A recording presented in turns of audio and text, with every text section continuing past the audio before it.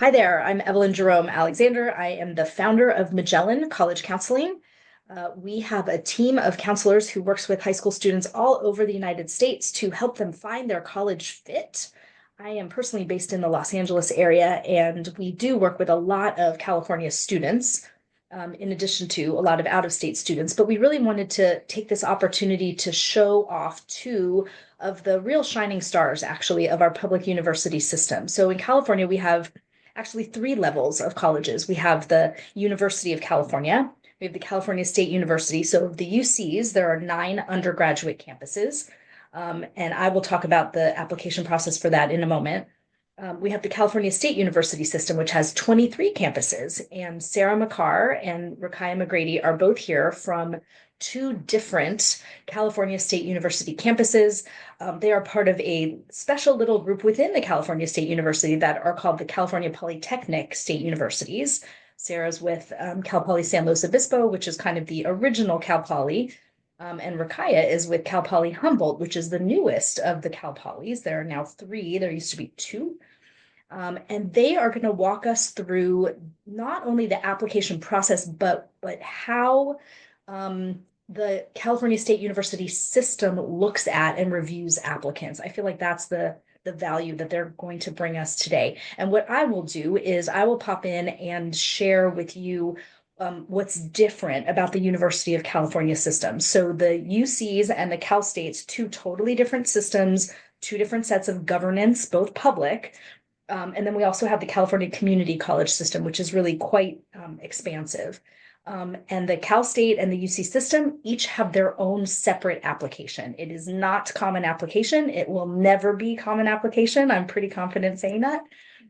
So I'm going to I think Sarah's going to kick us off. And by the time we're done tonight, you will understand the difference between Cal Poly San Luis Obispo and Cal Poly Humboldt. And I think you'll have a much better feel for what the application process for the California State University system looks like. So Sarah and Rakaya, I throw it over to you, and I thank you for being here. Thanks so much for having us. Yeah, like she said, my name's Sarah McCarr. I'm the regional admissions manager for Cal Poly San Luis Obispo, and I'm happy to answer any questions. I'm actually based regionally in Portland, Oregon, and I oversee Washington, Oregon, and Idaho as my territory. And I am Rakaya McGrady. Thank you so much for the introduction, Evelyn. So I work for Cal Poly Humboldt, and I am specifically the senior admissions counselor, and I work regionally in the Los Angeles and Ventura County, but I'm happy to answer any questions for any student from anywhere. So we're going to just briefly kind of touch on each of our universities. One thing that we want to clarify, which we always clarify, is that it is confusing when you're looking at the different Cal Polys. We are actually completely independent universities. They do not have satellite campuses. They're not interchangeable in that way. So it is very much like applying to Oregon State and University of Oregon, very different universities. So Cal Poly SLO is the original Cal Poly. We have been rated #1 for best in the West for universities that have a graduate school or graduate component. We're a medium-sized school, about 22,000 students, small class sizes, about 64 majors and 89 minors. We are D1 school for anyone who is interested in athletics, lots of different opportunities for campus living, etc. But one of the things that I think really sets us apart is our motto, which you will see branded on everything, which is learn by doing. Essentially, what that means is the way that we apply a philosophy to our curriculum, where it's extremely hands-on. It is essentially going to be practicum based. It's not a lot of theory. It's not a lot of what I like to call butts and seats. It is going to be practically applied in the real world, and that's how you pass your classes. It's right in between San Francisco and LA. There is a direct flight for those out-of-state folks, which is pretty nice, but also a direct flight from San Francisco and LA. And then I'll pass it over to Rakaya. Oh, and if you're interested, feel free to fill out this QR code and take a picture. This is my contact information. I typically only serve students in the Pacific Northwest, but I'm happy to answer any questions for anyone here. That QR code just lets me know that you're interested and I should check in on you in a year or two. Thank you so much, Sarah. So I'm just going to share a little bit about Cal Poly Humboldt. So we are going to be the newest, or Polytechnic, I should say specifically. So some defining factors of a Polytechnic are that it is very strong in STEM, which is science, technology, engineering, and math, and also has ample hands-on learning. So Cal Poly Humboldt was Humboldt State University. We've been around since 1914.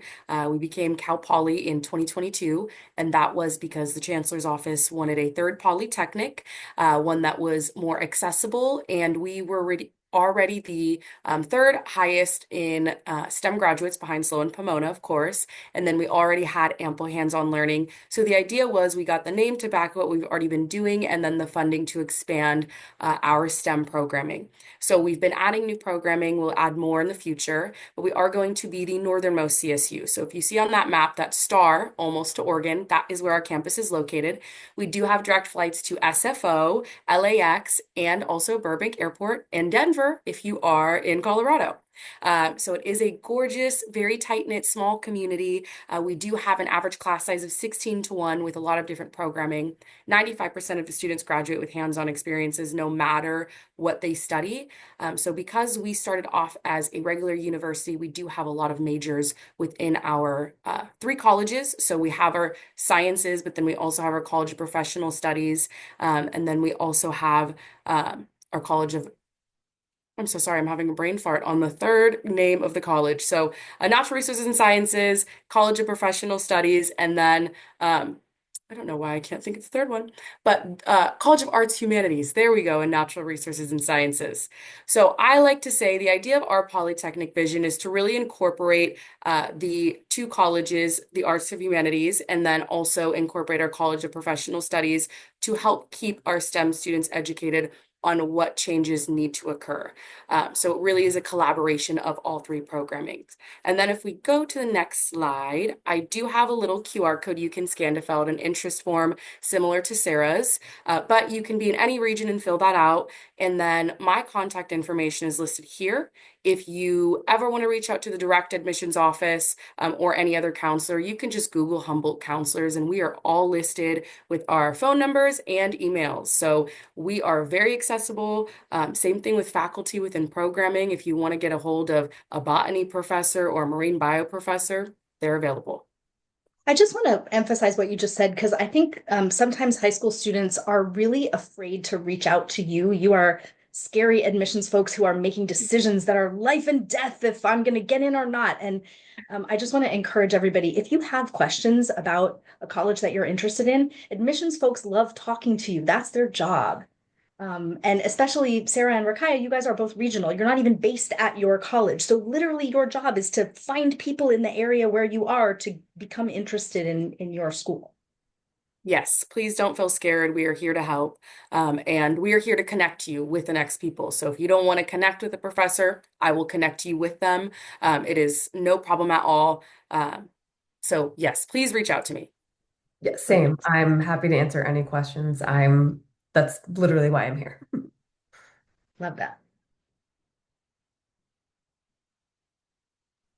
Okay, Thank we're you. going to go ahead and get started. I'm going to pass it over to Rakaya for the next few slides, but we're just going to briefly kind of touch on what Cal State Apply. Evelyn already touched on this earlier. We are separate from the Common App, so it's its own application with its own fees and rules. Since you are all in California, it actually makes it a lot easier since you already know the term A through G. We don't necessarily have to overly explain that, but we are going to dig into it a little bit.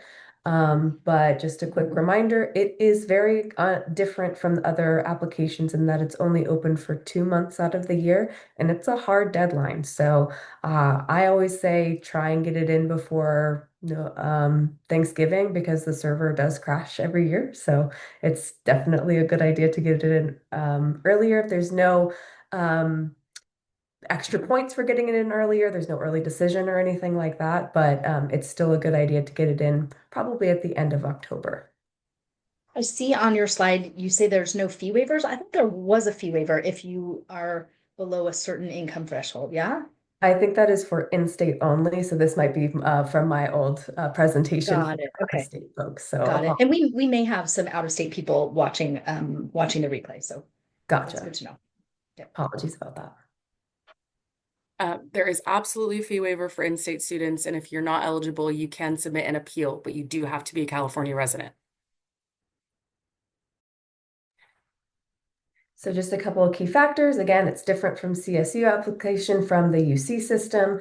We are looking at just three things, really. It is very simple. Every campus is going to have kind of their little asterisks or exemptions to each of those rules, but technically it's just three things: your overall GPA, your overall classes that you're taking, and your extracurricular activity hours. That's it. No essays, resumes, or letters of recommendation. It's very, very straightforward. With that being said, what we're going to talk about next is kind of the most important aspects of what we need to do, because although it's an easy application to fill out, it is a lot of the mistakes that you can make can ding you pretty hard. So we want to make sure that we make no errors in the application.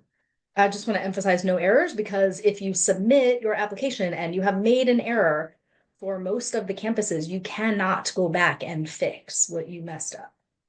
Very unforgiving. Awesome. So I am going to go over just some general information, and a lot of this probably is probably repetitive. So just to start with GPA, so it is going to be different depending on the CSU. The minimum GPA is 2.5. So when you're looking at California State University schools, if you're looking at those that are not impacted, those schools will be asking for the minimum requirements for the application process for those programs. Cal Poly Humboldt, we are not impacted, so we do ask to see you have met the minimum requirements. So that's a 2.5 for in-state students. However, it's 3.0 for out-of-state students, and there are some caveats that we have introduced. Feel free to take a photo of this because I know it's very confusing. You don't need to worry about that box. Truly, it's something that we will calculate, the application will calculate for you, and we will handle on our end. But if you want to know how it's calculated, you can take a photo of this.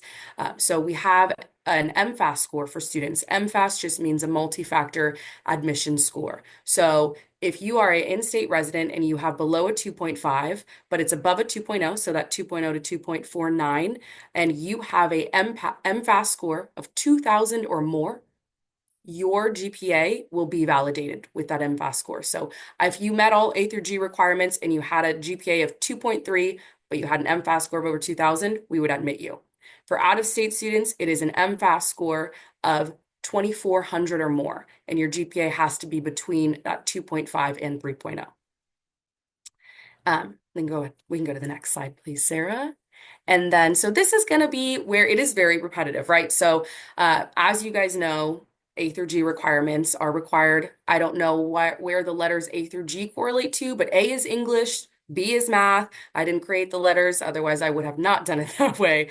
But these are very important, right? So you want to make sure when you're doing that application, which Sarah will go over, you're not only inputting all of your courses that you've taken, but you're matching them to the correct A through G area, because that is how the application works. Another big difference in between non-impacted and impacted universities is non-impacted universities do something called auto eval. So for Cal Poly Humboldt, when students apply, our application itself, if it says, great, this student has all A through G requirements complete and has a minimum of a 2.5 GPA, the application itself will admit you within 2 weeks after you submit it. So if you don't fully do that, then you will have to wait to be manually evaluated. And then for some impacted schools, you will be denied based on that information that's possibly missing or just misentered. So that is why you really want to take your time and focus on entering all of those courses individually correct. Kaya, can you just give a quick explanation? I just put the impaction matrix link in the chat, but can you explain to people what impaction actually means? Yes. So an easy way to put it is impaction means a university has this much open space in a program, this many students applying, and they can only accept this many students to the program. So they have to choose the students who go well above and beyond, or whatever, however that criteria is, which Sarah will share some tips and tricks as to what that looks like for impacted universities. But they have to take students who go above those baseline requirements because they are impacted. Does that make sense, Evelyn? Yeah. Yep, perfect. Cool. Awesome. And the matrix will help you understand. So some campuses are just fully impacted, every major, not enough space, too many applicants. Some programs like nursing, we talked about the other day, nursing is kind of impacted across the board at every campus. Bad news if want to be a nurse and you're in California. So what major you apply to actually has an impact on your admissibility, yes? That is a great point. And yes, so some universities have some majors that are impacted, but not all of their programs are impacted. So whenever you know where you want to apply, what programs you want to apply to, check out that information. Psychology and business are going to be some programs that are usually the most popular at every campus, and those are ones we see impacted a lot. But for Humboldt specifically, the only program we have impacted is nursing and sometimes social work as well. And then I do just want to touch on validation. This is really an insider thing that a lot of students and counselors don't know about. So I love sharing it. But for you students who are applying and who are in high school, so there are 3 subjects in which you can validate. I am going to go ahead and read it directly as it is written. But course validation may allow you to meet the minimum A through G requirements by granting credit for courses you may not have passed or not have taken in the subject areas of math, language other than English, and chemistry. Only those 3 subjects does validation work for. So there's 2 types. Validation of a course when a lower course was actually not completed, but a higher level course was completed with a grade of C minus or better. An example would be, I didn't take Spanish 1. I never took it, but I took Spanish 2 and I passed it with a C. Or I never took the first semester of Spanish 2, but I took the second semester of Spanish 2 with a C. I have met the whole 2-year requirement, even though I only have 1 semester of it, because I passed that second semester of the higher level with a C minus or better. I just want to emphasize this point, and the UC system does the same thing with validation, and people are super confused by it. But every now and then, your course progression gets interrupted somehow, and it's just really important to know that it's only math, language, chemistry. It's not everything. Mhm. Not even other sciences, only chemistry. Again, I don't make those rules, I just follow. And so the second form of validation is if you get a D or an F, right? So same concept, if you get a D or an F in a first level or that first semester, but the second semester you get a C minus or better, that'll validate that first semester or first year. So anyway, like that, with math, it is a little more confusing, just because some math classes validate some other ones. When it comes to math, I recommend reaching out to a counselor directly and asking those questions, because we know, and I don't need to give you all that information today. And go ahead, Sarah. Thank you. Okay, that was actually a really, I love the way you put that. That's awesome. So I'm just going to show you some screenshots that are inside of the application. Everybody freaks out when they can't see exactly what's going on. So this is what the first kind of open page looks like. Yes, you can save as you go. You don't have to do everything all at once. So you can come back to it if you're not sure about something, or you're waiting to get an email back from us to like learn a little bit more about what would be better, or if you want, I actually offer the service to look over your application before you submit. So I will only offer that to y'all who are attending. So if you are interested, I would be happy to look over your application. But yeah, again, there's only 3 things that we're looking at. This is something, personal information is the first aspect that you are going to be taking a look at. This is just something to emphasize that you should, if you're not a senior already, but if you're a junior even, it's not a bad idea to make your own email address just for college applications, separate from that's like a Gmail or a Hotmail account or even an Outlook account, because a lot of EDUs are being kind of booted out to spam from a lot of the CSU systems. So I wouldn't use your high school email ID. I would definitely create a new one, and it just makes it easier so you don't get spammed with a bunch of stuff from like, oh yeah, that college had that one thing I was thinking about, but I'm not going to go to Iowa or whatever. So you just want to make sure you have all one place. This is what it's going to look like when you start to select your major or what you're interested in. So I am not certain about all the other 22 other universities, but Cal Poly has kind of an interesting take where you are applying directly to the major itself. So the competitiveness of your major is going to depend upon the major that you're interested in and the popularity of that major. So Other campuses, you can apply directly to that major. I know SDSU, you can apply directly to a major, or you can come in as undeclared. Cal Poly SLO, you cannot come in undeclared. You have to know exactly what you're interested in and be accepted into that program. So just to emphasize, it is not the college that you are applying to or the university that you're applying to. So not the College of Engineering, but mechanical engineering. You're applying directly to that program. There is an option to put a second major, but for Cal Poly SLO in particular, I would not put a second major unless you're absolutely certain that's something that you would be happy being in for 4 years, because although it is possible to change your major while you're with us at Cal Poly SLO, it's not always guaranteed, and it does depend upon where you're coming from and where you're going to. I actually had the funny interaction with Evelyn a couple of days ago of we're the school of it depends. There's a lot of like conditional statements that you'll hear me Here say. we So go. there you Keep it go. right here. Exactly. It really does depend and it's confusing. So please reach out if you have any questions. So I have a comment and a question. So the comment is many of the other campuses for some of the majors let you select an alternate. Mhm. For some, the application doesn't give you the choice, but I would say just from my experience, many of the engineering programs, if you apply to um, say like an impact, like San Jose State, if you applied to business at San Jose State, which is impacted, if you apply to one of the engineerings at San Jose State, they will probably give you the option to do an alternate.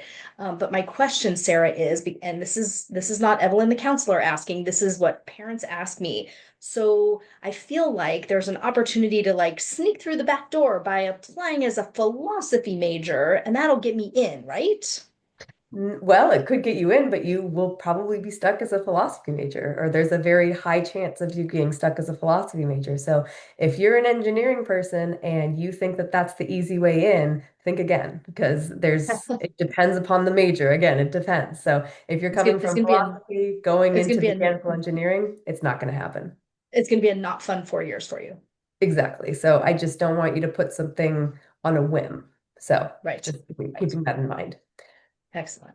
So once again, your academic history, you are self-reporting everything that you're putting into the application. Verification comes later in the summer when we get all of your transcripts. This is not an opportunity to lie. We're going to find out. So there's no point in lying. So what I would recommend is having all of your transcripts from all schools attended, including any community college credit that you've received, or if you switched high schools, I'd have all of that unofficial transcripts ordered so you have it in front of you so you have the exact name of the term, or excuse me, the term that you took it, the name of the course, and then your grade that you received. And then for 12th grade, you're going to self-report what you're planning to take and what you're hoping to get for those grades. So we'll go into that in just a second. However, this is kind of the big one for Cal Poly SLO. So Rakaya already went over some of these, but there are CSU minimums, and then there's kind of what Cal Poly SLO is looking for.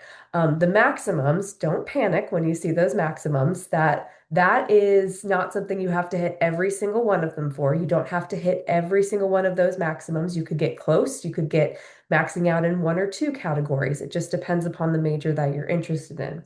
So for instance, a very popular major like business or and mechanical engineering, I would say definitely max out in the math, max out in the science. But Sarah, how do you get 10 years of English and math? We only have 4 years of high school. What a great question. So anything that comes up with a dual enrollment credit or college in the high school credit or anything that counts for community college credit, while you've taken it in high school will double up. So any one semester will count as two. We also go all the way back to seventh and eighth grade for math and language other than English, as long as those courses are continuous. So if you took French in seventh and eighth grade and then you decided to switch to Spanish, that's not going to help you. But if you took Spanish all the way through, that can knock out some of those credits for sure. So it's kind of a choose your own adventure how you'd like to craft your application and what you're hoping to register for in the upcoming senior year. So senior year still counts. One thing I will say is that we are the only university in the Cal State system that looks at ninth, 10th and 11th grade. Everyone else looks at just 10th and 11th grade. So keeping that in mind, we're the oddball problem child every time. All right. And I do know for in-state students, I believe for in-state students, the art and design or visual and performing arts credit does have to be in the same category. So drawing one, drawing two, it can't be choir one and then drawing one. I believe that's the same for in-state folks. So, like I said earlier, when we're talking about self-reporting, this is what your schedule is probably going to look like. So this I just took from a 12th grade example. So you're going to put in progress for what you're taking currently in the fall when you're ready to apply. And then in spring, you're going to put exactly what you're hoping to take. We realize plans change. The earlier we know about the change of plans, the better. So if you know that you couldn't get in to a certain class because it was full, or what have you, please let us know as soon as possible and try and, if you can register for something that's approximately the same in the same A through G category, that would be my recommendation if you can't get a hold of me before registering. We're going to put plan, and then if you only have a course that is just one semester, you're just going to put it still in the spring or still in the fall, but as no course. Make sense? Any questions so far? All right. So Rakaya mentioned it earlier, but it's not just these courses that you're going to be stating. It's also the amount of, or you're also going to be matching them to the A through G subject areas. There's a really useful tool that is online that is, if you just type in A through G UC courses, that's going to bring you to a catalog of all of the courses. Yes, I know I said UC, but we still use the same sort of um, Here. library of those courses, and it'll show you the assignment. Oh, perfect. I, Yeah. I just dropped it in the chat. I use this on a daily basis. I just want to point out one thing. Can you actually go back one slide? Sure. So this is one major difference between your in-state applicants and your out-of-state applicants. For in-state applicants, the Cal State system knows what courses your school had available. They know what courses were offered. So filling out, self-reporting all of your courses in the application is actually super easy. Mhm. And if you go, Sarah, to the next slide, when you get to that A through G matching, if you enter everything properly and you use courses that are coming up from the drop down menu that appear, they will actually assign them the A through G properly. Mhm. Um, if you are out of state, you have a little bit more work to do. And then this page is actually going to be completely empty when you get there, and you're going to have to fill in the A through G's manually. Correct. Yeah. And if you maybe freaked out and you misspelled something or you put a slash where it shouldn't be, then you're going to have to assign it yourself or go back and correct the actual spelling, which I recommend the second course. This is the third and final part of the application besides your GPA and the courses that you actually take. And this is something, oh, I forgot to mention, excuse me. Although 12th grade courses are still continuously looked at and we still want to count those in the application, 12th grade isn't necessarily factored into your GPA, but you do have to pass every single class. So if you don't pass the class, you do have to be able to kind of come up with that. And that essentially is a breach of terms and conditions, essentially meaning that you said that you were going to pass this class and you didn't. So what gives is kind of what we're going to come back and say. So the third and final part is kind of going to put some of those students who are well-rounded at a disadvantage, mostly because it is a drop-down window of your extracurricular activities. So in the last 4 years, what did you in accumulation do? Band, um, social club, if you did religious activities, volunteer work, you had a job, etc. All of that is going to be accumulated here in 4 questions. And that can be disappointing for people who put a lot of time and effort into a lot of different areas to show breadth of knowledge. And it's not to say that those hours are wasted by any means, but it does mean that you have to kind of calculate all of those one by one. This is not an opportunity to lie either. I've only had to check on 3 different students in my years of reviewing applications because they put more hours than were possible in the year. So don't do that. I've never had to ask for a W-2, but don't be the first, please. I don't want to have to track you down. So that's something, the last one that I would encourage you to think about for the work information, that 25% or more, was it related to your major of choice?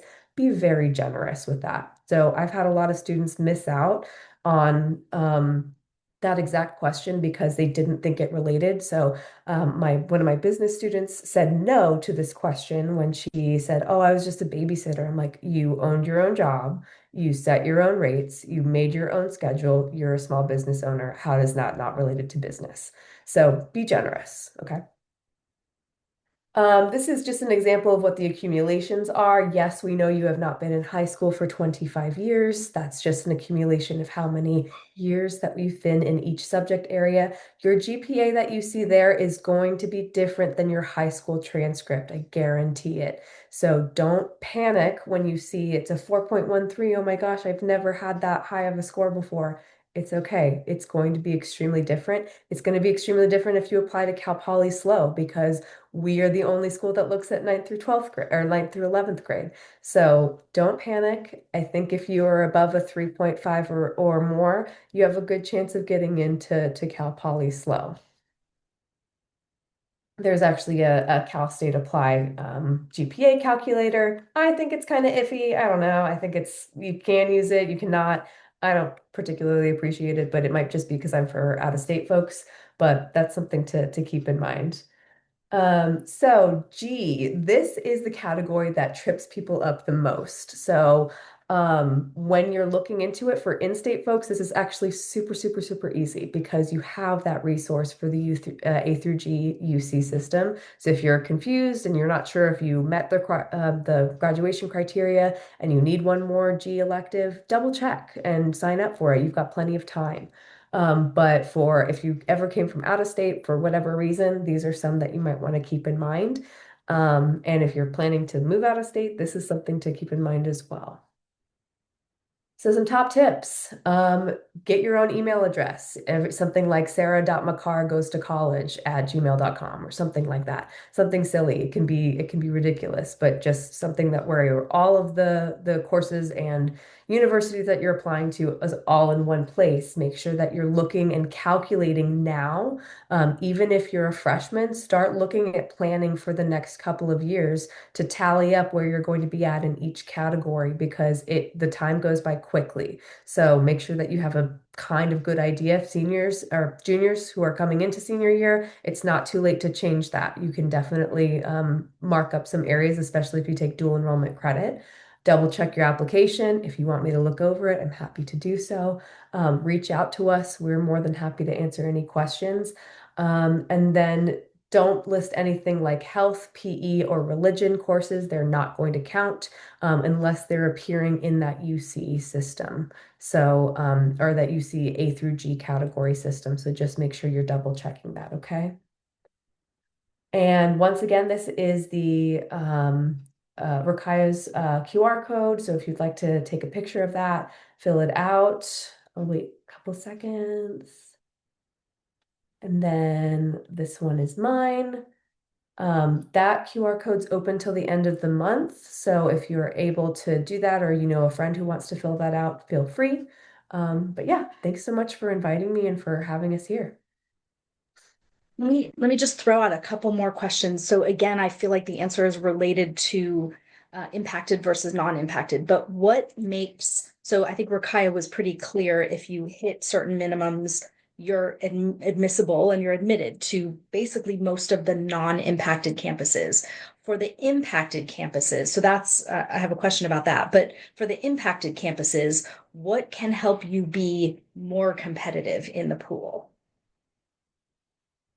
So the more competitive you can be is, especially for, I can only really speak to Cal Poly SLO.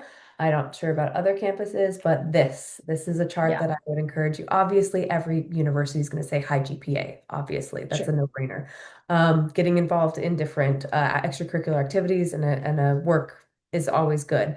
But this is kind of the main factor that you're going to want to take a look at. So getting more extra semesters in different categories, particularly pertaining to the major you're interested in, that would be my number one advice.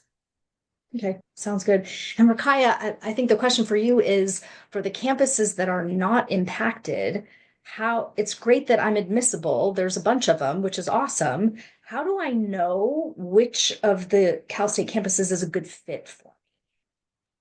That's a great question, and that question really is dependent based on who you are, but my answer is always getting on campus. College is a really exciting and scary change, and the biggest thing is how you feel on campus. Do you Yeah. feel like you can create your second home? Do you feel like you can find your community here? Do you feel like you can feel comfortable to reach out for help if you need it here? Those kinds of things. And also, look at the campus size, right? Class sizes. Do you learn better in a lecture hall or do you like more one-on-one time? Do you need free tutoring? Do you work better in a hustle and bustle environment or do you want some redwood trees to go sit in after class? Things like that. So I would look more so at the environment and less at specific programming, but programs are also great. Um, Another thing, polytechnics are going to be really hands-on compared to the other universities. So keep that in mind too. Do you learn better in a classroom or with your hands? So there's a lot of things to look at there. Yeah, okay, that sounds good. I feel like when I'm with a student and we're researching, I feel like I'm looking at academics, first. Let's look at the programs. Let's look at what does 4 years as a blah blah major, mechanical engineering major look like, feel like. And most of your campuses are really good at laying out the 4 year plan. Like, here's what you're going to take. So you're not going into it blind. Yeah, and with that, I will add there are some programs that are very special to some campuses, whereas some programs are the same across all campuses, right? We Mhm. all have the Bachelor's of Arts of Psychology. We all have that business program, right? But then there's some other niche programs and things that each university is known for, right? So Humboldt's known for our environment and our sciences. That is our strong suit. Each university has its own kind of strong suit too. So look into that. Academics is totally something that's very important. You want to look into it. Uh, but if it is a program that is at every campus, look at the one that has the other things you're looking for and looking to get out of college. Right, which might be like you guys both mentioned, Sarah, you guys are D1 sports, Rakaya, you guys are D2. So, how important is, athletics and recreation in your life, right? Like you said, the Redwoods. I always look at clubs and activities, right? If you can't find a club, I love it when we tour colleges and the tour guide always says, if you can't find a club that you want to join, you just have to find 5 friends and you guys can start your own club. Guess what? I don't want you to start your own club. I want the club to be there for you. I just want you to parachute in and like find your people. If you can't do that, it might not be a good fit, right? I agree. I like to put it in terms for Humboldt specifically. I like to say our campus is a come as you are kind of campus. We have a lot of different kinds of people on our campus because they come for so many different kinds of reason, right? Our campus is really built on sustainability and social justice. So we have our environmental warriors, we have our people who love social justice, but then we have our students who are just there to play basketball, our students who are just there because they like the Redwoods, or our students who just wanted to get as far away from SoCal as they possibly could while still paying in-state tuition. So Love no it. matter what students come to Humboldt for, they all get along and it's very intriguing. Everybody needs to come to Humboldt's campus just to see it because I'm serious. I've been on many campuses. It is very unique. The way that everybody just melts together. We have over 170 active clubs, but we only have 6,000 students. We have Wow. a third of Arcata, the city campus is located in, is our students. So Arcata itself is really composed of all students. It's a very unique environment. I like to put it in terms of you're going to get a blazer level education, but your professor might be in flip-flops, and the student next to you who just came from their forestry class might not be wearing shoes. It is just one of those places where you got to come as you are. I love that. That's so well said. One thing I wanted to emphasize, and I think you'll probably agree, and maybe you'll correct me, but I think there's a lot of people who think that because we're polytechnic, that it means that, oh, it's only STEM focused. That's Right. not the case at all. We have extremely strong liberal arts and fine arts as well, at least for Cal Poly SLO. It's just going to have a different kind of approach to the curriculum. So Polytechnic, like Rakaya says, is going to be very hands-on, very learn by doing. And it's essentially going to be how you apply the curriculum. So although we are known for our sciences, just because it is easier to learn the sciences with hands-on, it doesn't mean that you can't apply that to the liberal or fine arts. Beautiful, beautiful. Okay, questions from the chat. Somebody asked if AP seminar and or AP research are considered A through G. I think one of your slides you said you don't count them as an English. Okay, I can't remember which one it is. It's either AP research is, I think they're both counted as an A through G, but it depends on which A through G. So I believe AP seminar can count for a B for English, but I don't think AP research is going to count for English. But I do believe it counts for a G elective. I'm fairly certain. Okay, so I just pulled up UC Doorways. Yeah, it's showing as a B. It is Mhm. showing as a B, but B is English. Mhm. Didn't your slide say it doesn't count as a, it doesn't replace AP a fourth year seminar. of English. AP seminar, yes, but you're saying you're saying AP research does not. AP So, research, I believe, does count as a G. Fairly. yep. Wow, you're good. Yep. Yeah, Yep. pretty sure. Does Perfect. not count as Okay, English, cool. but it does count as a course in the CSU system. Yeah. Okay, that's helpful. And I'm just going to go through a couple things really quick about the UC system. So anything else you guys want to share? That was really awesome. And I think I'm going to boot you off. Ready? Replace. All right, so I'm just going to share a chart of so did you guys talk about the map? You didn't talk about the map of the Cal State campuses. Oh, darn. I was doing this because it was mirroring what you did. Okay, maybe when I'm done, you'll put the map back up. So I love to pull up this map with my California students because most of us I live here and we have a couple counselors who live up here. So, but most people in California live here or here, right? But like Rakaya said, Humboldt's here. And by the way, Cal Poly Slow is like right around here. So there's a lot of choices going on. And obviously, you can see that the UC campuses are a little more split north versus south. I think a lot of people make their decisions, frankly, based on, I mean, in-state tuition is clearly tempting. But I think a lot of people make their decisions based on location. And I agree with what you said, Rakai, about just getting on a campus. Because I had one student tell me today she loved UC Santa Cruz, and I had another student today tell me UC Santa Cruz was not her vibe. So you can go and you can see, you could easily visit UC Davis, UC Berkeley, and UC Santa Cruz. Merced is a little bit of a drive. You could easily visit these three in a 2-day span, right? And they feel entirely different from one another. I will warn you that if you don't know how to ride a bike, which is me, UC Davis is not the right place for you, and UC Santa Barbara is iffy at best. Is Cal Poly a cycling campus? Because I always feel like I'm going to get run over on those two campuses. We're pretty cycle friendly, but it's very hilly. So you got to Very hilly, that's be right. good at what you're doing. So Uh, you're going to have good calves. yes, same over here. I will say the biggest or most common crime we have on campus is bike theft. So there's a lot of bikes and not enough bike locks. Oh, okay. So bring your lock. Good tip. Yes. That's a really good tip. So this is actually a screenshot of the UC application. So again, separate application from the Cal State. I would say the major differences you are right here in academic history, you are going to self-report your courses and grades, just like you will for the Cal State application. Test scores, they're not looking for SAT or ACT. There's literally nowhere on either Cal State or UC applications to report SAT or ACT. They are happy to take your AP scores.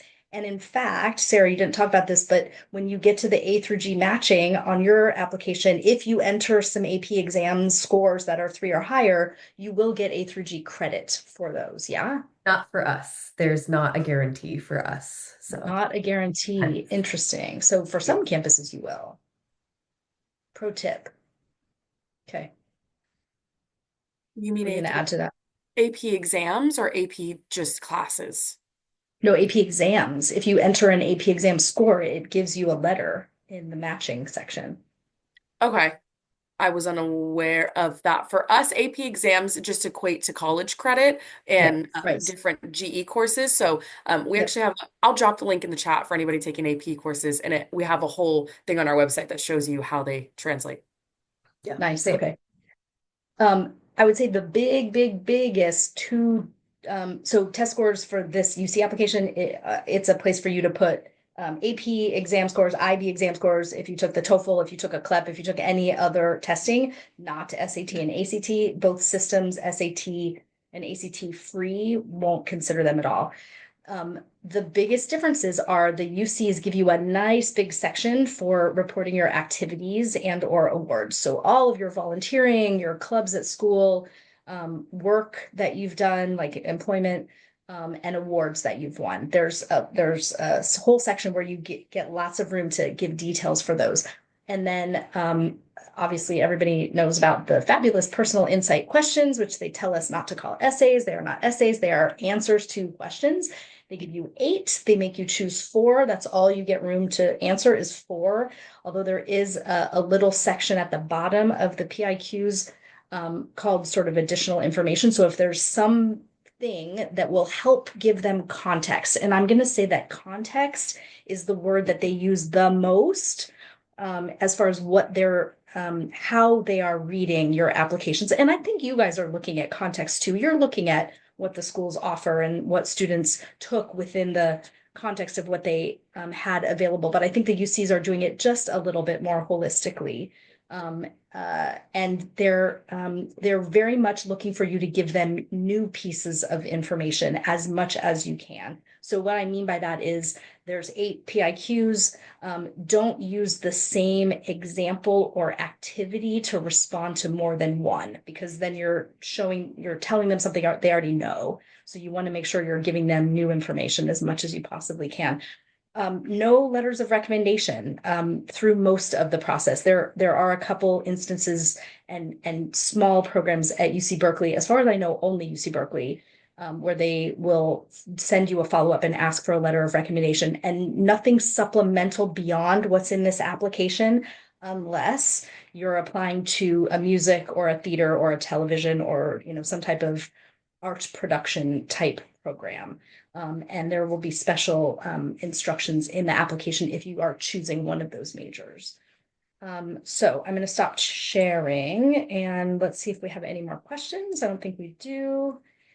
And Rakaya put in Humboldt's exam credit, so that's awesome. Fabulous. There we go. I love this map. This is all of the Cal States. Look at how many options we have. It's really kind of cool. Really kind of cool.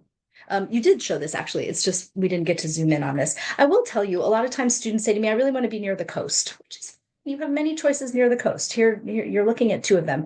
But Chico State is, holy cow, amazing. My team and I went up a couple of years ago. We literally flew up to Sacramento and saw Chico and Sacramento in one day and flew home. It was a very long day. But we loved that campus. We loved Chico. Sacramento was great too. It's right in the state capital. If you're a political science major, if you're a journalism major, Sacramento is awesome. So don't count out the inland campuses. Anything else you guys want to add about that fabulous map? Sorry, I was having trouble clicking my mute button there. But since we're on this topic, I always love to encourage students to go far, even within California. California has so much to offer if you are an in-state student. And this is the one time, truly, more than likely, the one time that the federal government will ever help you move, will ever give you free money. Fingers crossed, you do qualify for some grants and some free money. At least loans that you don't have to pay off until after you graduate. Those are nice too. But nonetheless, take that money, experience somewhere new, be uncomfortable, and find comfort in that, because that is part of life. And give yourself a year at somewhere new, a year, not a semester, not half a Yeah. semester. Give it a year. And if you're sad, do not stay in your room. Go do things. Such great advice. Such great advice, Rakaya. I was touring colleges in Montana a number of years ago, and I was at a small private school in the capital of Helena, and there was a student panel, and there was this boy who was a business major, and he was from Ohio. And they got to the point where we got to ask questions, and I said, "Why are you here? Why is a football player from Ohio at this little college in Montana that nobody's really even heard of?" And he said, in infinite 20-year-old wisdom, you have the rest of your life to live 20 minutes from where you grew up.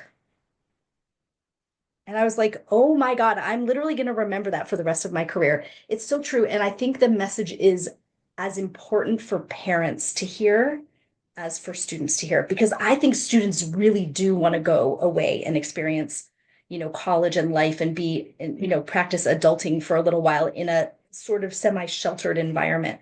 But I think sometimes parents want to keep the apron strings or keep the nest full. And I mean, really, you can't go further than Humboldt if you're going to go to college in California. So I really thank you guys. This was a really fabulous presentation. We have taken all, you have taken all of my questions and all of our attendees' questions. If you are watching on the replay, you've got both Sarah and Rakaya's information. You'll have mine underneath the video. Thank you for watching. Thank you, Sarah and Rakaya, for joining me. If you have any questions, please reach out. This is what we're here for.